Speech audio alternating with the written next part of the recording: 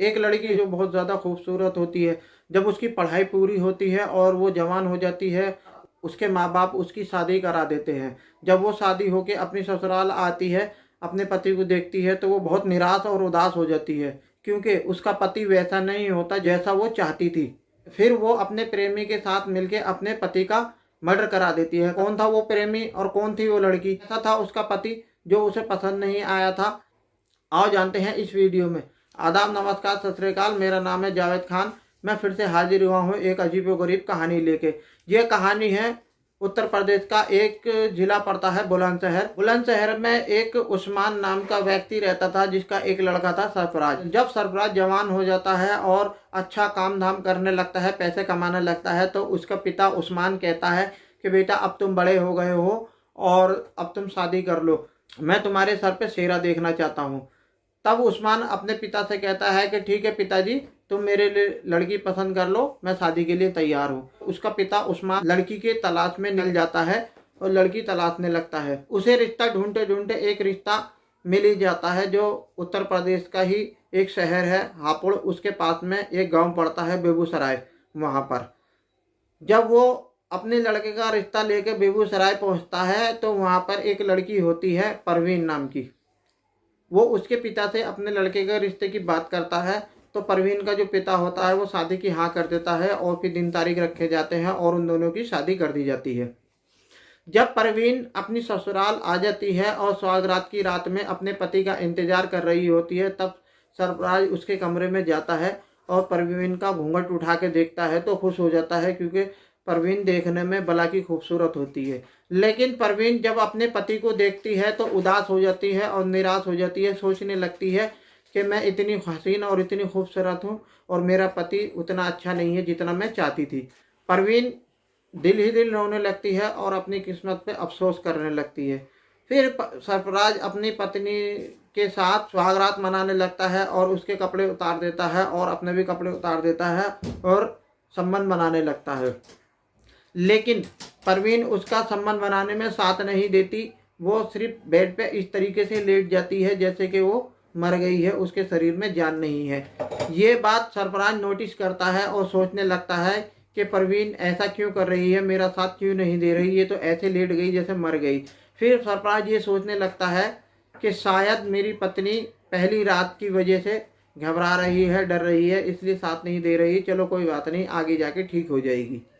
ये सोच के अपनी पत्नी के साथ संबंध बना के सो जाता है और सुबह हो जाती है। परवीन अपने मायके चली जाती है और अपने मायके जाने के बाद वो अपनी माता से, पिता से कहती है कि मेरा जो पति है मुझे पसंद नहीं है।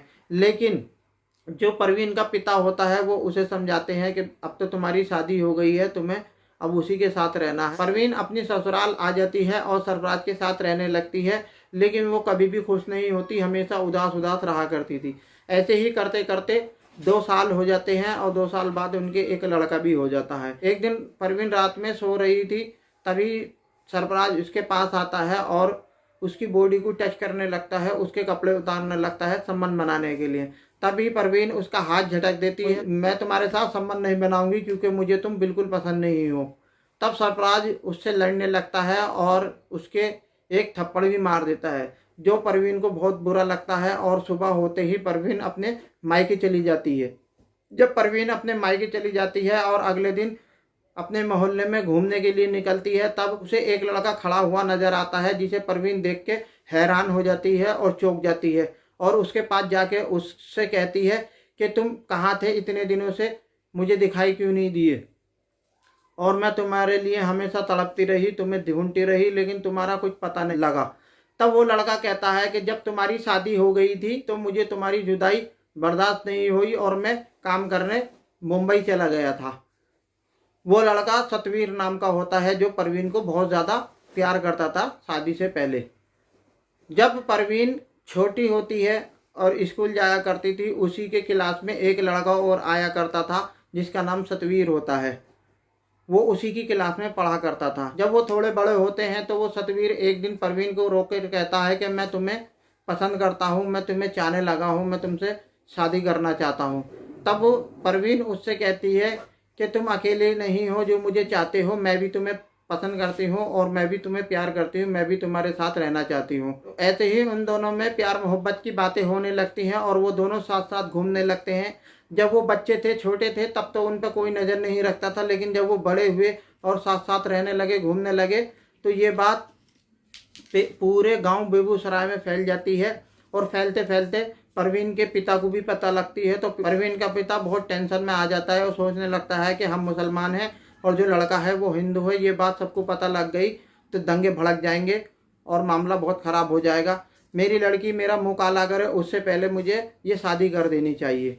तब उस्मान उसके घर रिश्ता लेकर आता है। वो फ़ौरन रिश्ते को हाँ कर देता है और अपनी लड़की की शादी सरफराज से कर देता है। सतवीर बताता है कि मैं मुंबई काम करने चला गया था और आज ही आया हूँ।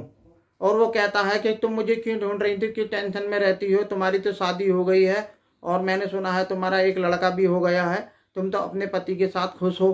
तब परवीन रोने लगती है और कहती है कि मैं अपने पति के साथ खुश नहीं हूँ। मैं अपनी मोहब्बत की कसम खाती हूँ और खुदा की कसम खा के कहती हूँ कि मैंने अपनी मर्जी से कभी भी अपने पति सरफराज के साथ संबंध नहीं बनाए, वो ही मेरे साथ ज़बरदस्ती से संबंध बनाता है। मैं तो सिर्फ तुम्हें ही चाहती हूँ, तुम्हें ही पसंद करती हूँ और तुम्हारे ही साथ रहना चाहती हूँ। जब ये बात सतवीर सुनता है तो खुश हो जाता है। फिर परवीन उससे पूछती है कि तुमने शादी की। तब वो सतवीर कहता है मैंने शादी नहीं की और ना ही करूँगा, क्योंकि मैं तुम्हें ही चाहता हूँ, तुम्हें ही चाहता रहूँगा और हमेशा तुम्हारा ही इंतज़ार करूँगा। तुम बेवफा हो, तुमने शादी कर ली। तब वो परवीन कहती है मैं मजबूर थी, घर वालों ने मेरी शादी ज़बरदस्ती करा दी। तब वो दोनों जंगल की तरफ जाते हैं और वहाँ जाने के बाद संबंध बनाते हैं। तो सतवीर परवीन से कहता है कि मुझे तुम्हारी जुदाई बर्दाश्त नहीं होती, मुझे तुमसे हमेशा मिलना है, मैं तुम्हारे पास रहना चाहता हूँ। तब वो परवीन कहती है कि तुम मेरी ससुराल आ जाना, मेरा मुंह बोला भाई बन के, मैं अपने ससुराल वालों को समझा दूंगी। परवीन अपने घर आ जाती है और अपने पति को फ़ोन करती है और उससे कहती है कि तुम मुझे यहाँ से लेके चले जाओ। तब अपने ससुराल जाता है, अपनी पत्नी को अपने घर ले आता है। अगले दिन जब परवीन घर आ जाती है, उससे 2 दिन बाद सतवीर उनके घर जाता है और उसके पति से कहता है कि मैं परवीन का मुंह बोला भाई हूँ, परवीन और मैं बहन भाई हैं। तो सरफराज खुश हो जाता है और वो सोचता है कि ये मेरी पत्नी का भाई है। वो उसकी अच्छे से खातिर तवज्जो करने लगता है। जब रात होती है तो परवीन चाय बनाती है और सतवीर नशे की दवाई लाया होता है जो चाय में डाल दी जाती है और वो चाय परवीन अपने सास ससुर और अपने पति को पिला देती है, जिससे वो बेहोश हो जाते हैं। और सतवीर और परवीन दोनों सारी रात वासना के समुद्र में गोते लगाते रहते हैं। और सुबह जब होती है सतवीर अपने घर चला जाता है और वो ऐसी हंसी खुशी टाइम काटने लगते हैं। फिर 2 दिन बाद सतवीर फिर से आ जाता है और फिर रात रुकता है, नशे की दवाई दे के सबको सुला के फिर वासना का खेल खेलते हैं। ऐसे ही करते करते काफ़ी टाइम हो जाता है।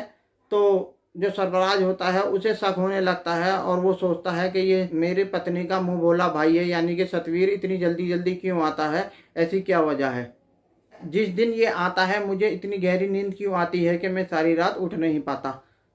उसके दिमाग में शक पैदा हो जाता है और वो रात को जब परवीन उसे चाय दे के चली जाती है पीने के लिए, तो वो चाय को गिरा देता है और खाली कप रख देता है। परवीन खाली कप उठा के ले जाती है और खुश हो जाती है कि मेरे पति ने चाय पी ली है, अब वो बेहोश हो जाएगा और मैं सतवीर के साथ संबंध बनाऊंगी।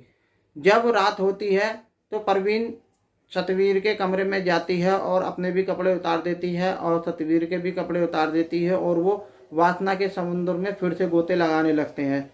जब थोड़ा टाइम हो जाता है तो सरफराज अपने बिस्तर से उठता है और सतवीर के कमरे की तरफ जाने लगता है। दरवाजे की झिरी से झांक के देखता है तो अंदर उसकी जो पत्नी होती है परवीन और वो जो सतवीर होता है वो दोनों अंग हालत में होते हैं, यानी कि नंगे होते हैं और संबंध बना रहे होते हैं। तो सरफराज को बहुत गुस्सा आता है और वो सरफराज दरवाजे पे दस्तक देने लगता है, जिससे वो दोनों हड़बड़ा जाते हैं और जल्दी जल्दी अपने कपड़े पहन लेते हैं। परवीन आगे बढ़ के दरवाज़ा खोल देती है तो सरफराज उससे कहता है कि तुम सतवीर के कमरे में क्या कर रही हो आधी रात में। परवीन कहती है कि मुझे नींद नहीं आ रही थी, मैंने सोचा मैं अपने भाई से जाके बातें कर लूँ, तो मैं अपने भाई के साथ बैठ के बातें कर रही थी।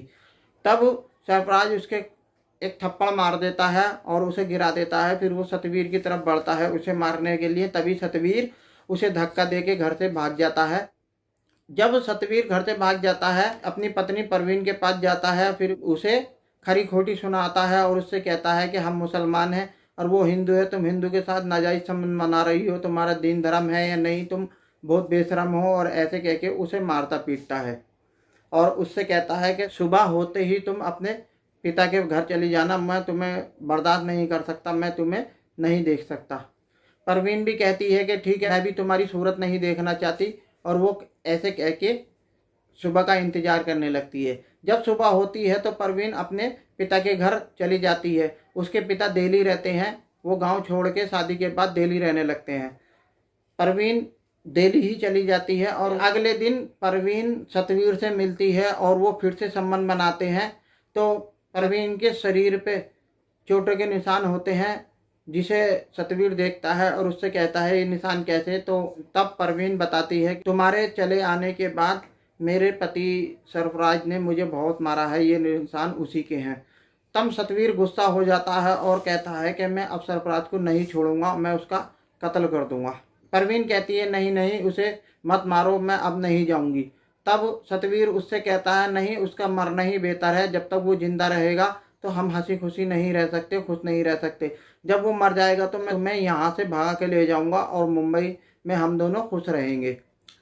तो सतवीर उससे कहता है कि तुम अपने पति से बात करो और उसे यहाँ पर बुलाओ, जब वो तुम्हें लेके जाने लगेगा तो मैं रास्ते में रोक के उसका मर्डर कर दूंगा। तो परवीन कहती है कि ठीक है, मैं उसे बुलाती हूँ। परवीन अपने पति को फ़ोन करती है और उससे कहती है कि तुम मुझे माफ़ कर दो, मेरी गलती हो गई, मैं आज के बाद सतवीर से बात नहीं करूँगी और ना ही किसी मर्द से बात करूँगी, हमेशा तुम्हारे साथ रहूँगी, तुमसे ही संबंध बनाऊँगी, तुम मुझे लेने आ जाओ, मुझे मेरी गलती का एहसास हो गया है। ये बात सुन के सरफराज खुश हो जाता है और अपनी पत्नी को लेने चला जाता है। लेकिन जब शाम हो जाती है तो पत्नी अपनी ससुराल यानी कि बुलंदशहर उस्मान के घर अकेली आती है। उस्मान उसका ससुर और सास उससे पूछती है कि तुम्हें तो सरफराज लेने के लिए गया था, तुम अकेली कैसे आई हो, सरफराज कहाँ है। अपने सास ससुर से कहती है कि मेरा जो पति था सरफराज, उसने मुझसे कहा था कि तुम घर चली जाओ और वो गाज़ियाबाद में रुक गए हैं, उन्होंने कहा है कि मैं 3-4 घंटे बाद आ जाऊंगा, मुझे कुछ काम है, तुम घर अकेली चली जाओ। तब घर वाले सरफराज का इंतज़ार करने लगते हैं और 4 घंटे की जगह 8 घंटे हो जाते हैं। दोपहर से शाम हो जाती है, शाम से आधी रात हो जाती है, फिर भी वो सरफराज वापस नहीं आता है। तो फिर सुबह हो जाती है। उस्मान अपने मोहल्ले वालों से बात करता है और उन्हें सारी बात बताता है। मोहल्ले वाले उसे राय देते हैं और कहते हैं कि माहौल बहुत ख़राब है, तुम पुलिस से जाके मदद मांगो, वहाँ FIR लिखाओ गुमशुदा। मोहल्ले वाले और उस्मान थाने जाते हैं और जाके FIR कराते हैं। कहते हैं कि मेरा बेटा अपनी पत्नी को लेने गया था, लेकिन पत्नी अकेली आ गई और उसका पति नहीं आया, यानी कि मेरा बेटा वापस नहीं आया। पुलिस ढूंढने लगती है लेकिन सरफराज का कोई पता नहीं लगता। तब पुलिस उस्मान को बुलाती है और उससे कहती है कि तुम्हें कोई किसी पे शक है कि तुम्हारे बेटे को कौन गायब कर सकता है और कौन मार सकता है। तब उस्मान कहता है मुझे मेरी बहू पे शक है, यानी कि परवीन पे शक है, क्योंकि परवीन में और मेरे बेटे सरफराज में हमेशा लड़ाई रहती थी, हमेशा वो झगड़ते रहते थे, तो इसलिए मुझे लगता है कि मेरी बहू परवीन ने ही मेरे बेटे को गायब किया है। पुलिस का माथा ठनकता है और वो परवीन को उठाते हैं और उठा के उससे पूछते हैं, लेकिन परवीन इधर उधर की बातें करने लगती है, पुलिस को नहीं बताती। तब पुलिस शक्ति के साथ परवीन से पूछती है, तब वो परवीन टूट जाती है और कहती है कि मेरे पति को यानी कि सरफराज को, जो मेरे गांव का ही लड़का है सतवीर, और उसके 2 दोस्तों ने गाज़ियाबाद से गायब कर दिया था, वो उसे उठा के ले गए, अब मुझे नहीं पता वो कहाँ पे है। जब वो परवीन ये बात बताती है तो पुलिस हरकत में आती है और सतवीर को और उसके 2 दोस्तों को उठा लेती है और उनकी हजामत बनाती है, उनसे सख्ती के साथ पूछती है तो वो इधर उधर की बातें बताने लगते हैं, कहते हैं हमें नहीं पता। लेकिन पुलिस जब उन्हें लटका के उनके पिछवाड़े पे डंडा बरसाती है तब उनकी अकल ठिकाने आती है। तब वो पुलिस से कहते हैं कि हाँ, हमने ही सरफराज को गायब किया है और मर्डर किया है। और अपने मामा के लड़का और एक फूफा का लड़का, उन दोनों को बुलाता है जो वीर के रिश्तेदार भी होते हैं और उसके दोस्त भी होते हैं। उन्हें पार्टी देता है, उन्हें शराब पिलाता है, अच्छा खाना खिलाता है, तो वो दोनों दोस्त कहते हैं कि तू तो बहुत कंजूस है, दूसरों की दारू पीने वाला है, दूसरों को खाने वाला है, आज हमारी इतनी खातिर क्यों कर रहा है। तब वो कहता है कि मुझे यार किसी का मर्डर करना है, लेकिन मुझे अकेला मैं उसका मर्डर नहीं कर सकता, मुझे तुम्हारी ज़रूरत है। तो वो दोनों दोस्त यानी कि उसके जो रिश्तेदार होते हैं वो दोनों कहते हैं कि हम तेरा मर्डर करने में साथ देंगे, तो हमें क्या फ़ायदा होगा। तब सतवीर दोनों को 1-1 लाख रुपए देता है और कहता है जो मेरी प्रेमिका है उनके साथ तुम दोनों एक एक रात सो जाना। तो वो दोनों खुश हो जाते हैं और रुपए लेकर और परवीन के साथ सोने के लालच में दोनों उसके साथ देते हैं।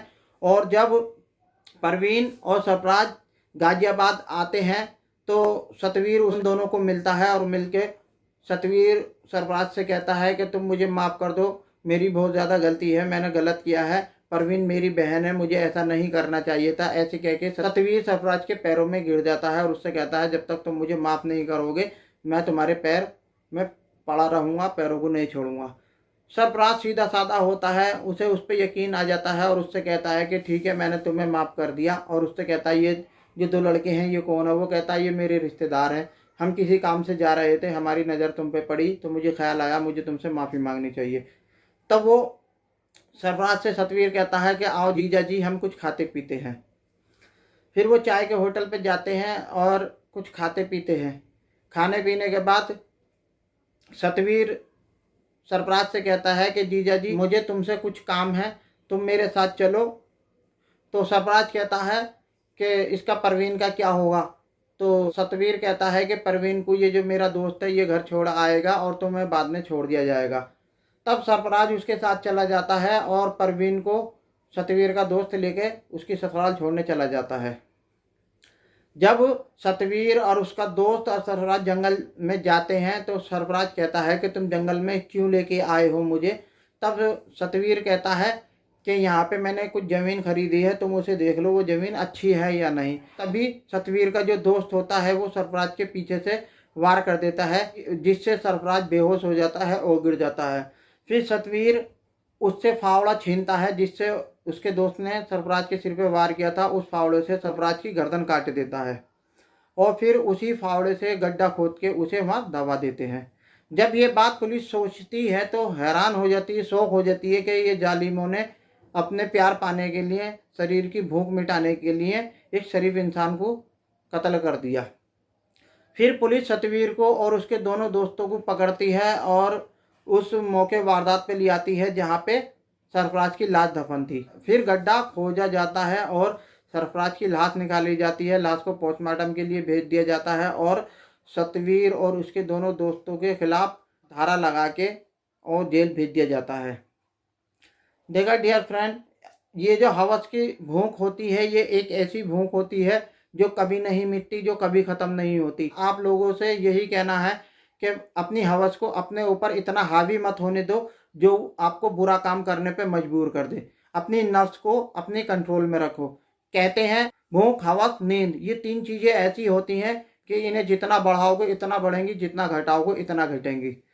डियर फ्रेंड, ये वीडियो आपको कैसी लगी? अगर ये वीडियो आपको अच्छी लगी हो तो प्लीज़ इस वीडियो को लाइक करें, मेरे चैनल को सब्सक्राइब करें, या इस वीडियो का जो पार्ट आपको अच्छा लगा हो तो ज़रूर बताएं। जय हिंद, धन्यवाद।